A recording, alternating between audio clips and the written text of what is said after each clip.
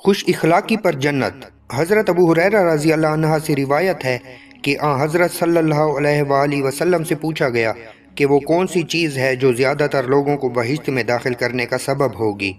آپ صلی اللہ علیہ وآلہ وسلم نے ارشاد فرمایا کہ ہر پرہیزگاری اور خوش اخلاقی۔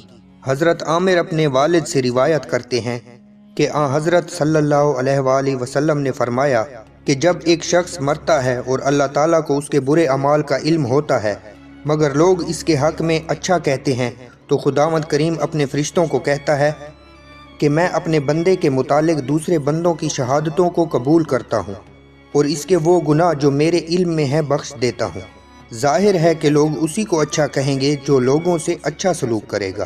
حضرت انس بن مالک رضی اللہ عنہ سے روایت ہے کہ صحابہ ایک جنازے سے گزرے تو اس کی تعریف کی تو نبی کریم صلی اللہ علیہ وآلہ وسلم نے فرمایا کہ واجب ہوئی۔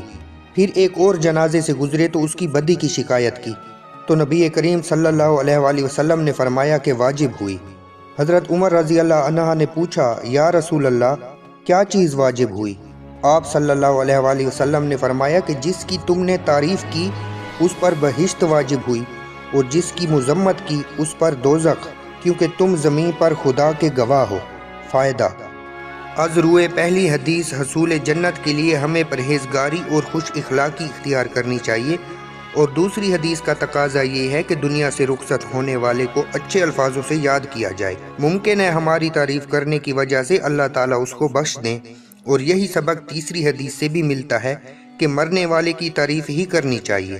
آج ہم دوسروں کو اچھے الفاظوں سے یاد کریں گے اور تعریفی کلمات کہیں گے تو کل آئندہ ہمیں بھی اسی طرح اچھے کلمات سے یاد کیا جائے گا۔